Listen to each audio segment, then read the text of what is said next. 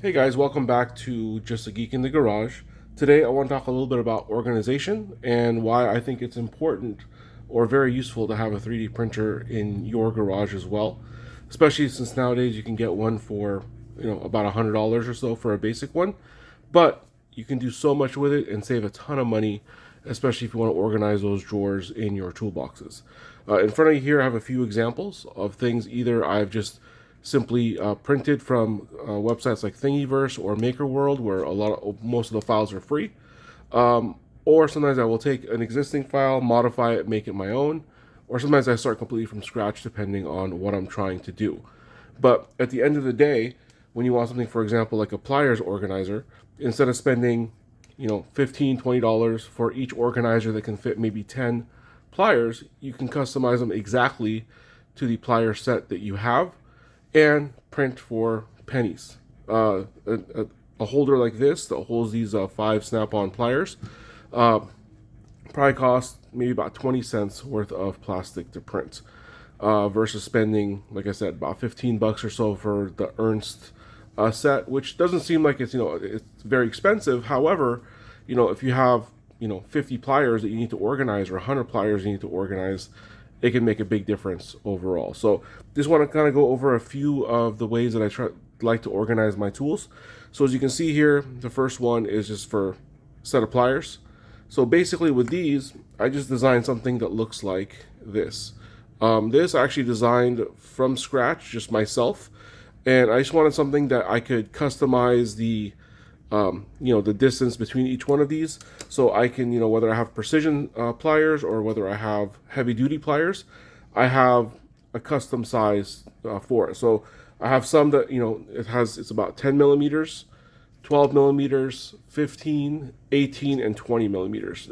So each one holds a little bit of different set of pliers, but I can customize them, put them all together, and fit way more tools in my drawer than I could if they were just laying down, and a significantly cheaper of a cost than buying organizers.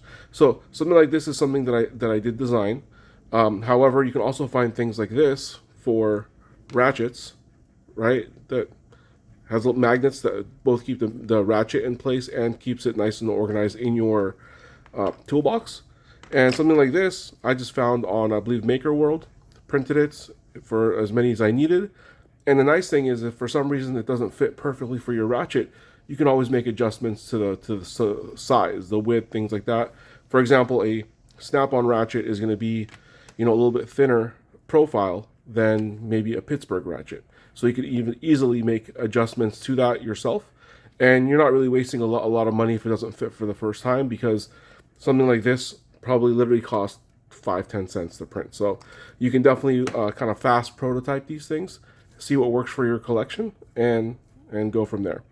A few other ones to kind of mention. A lot of people talk about socket organization, and that can get very expensive very quickly, depending on if you're talking about tool grid or something else.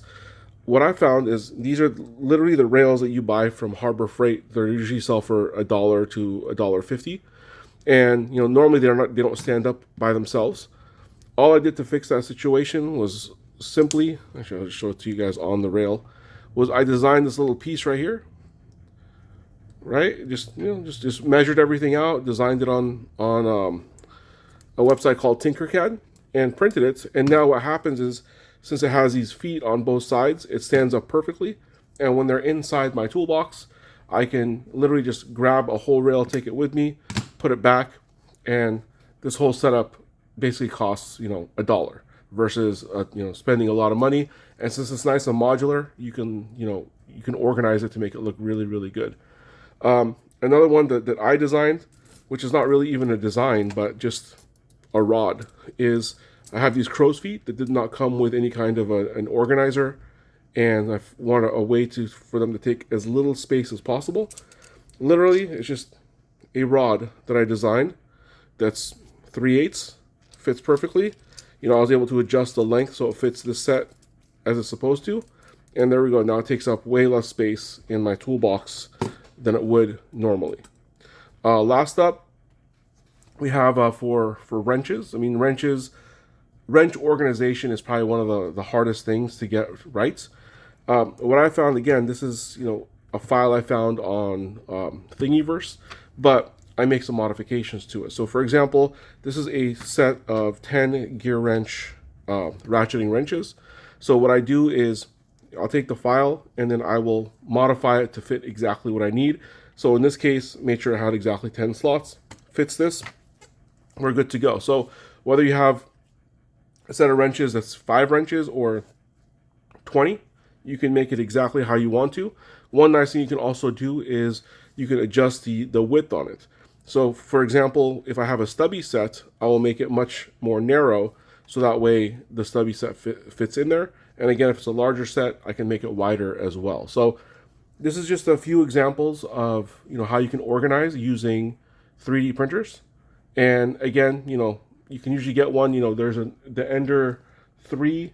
I think it's the V2 is around $100, and it prints great, and you don't spend a whole lot of money on the actual filament itself. So you can get organized for much cheaper than you would normally.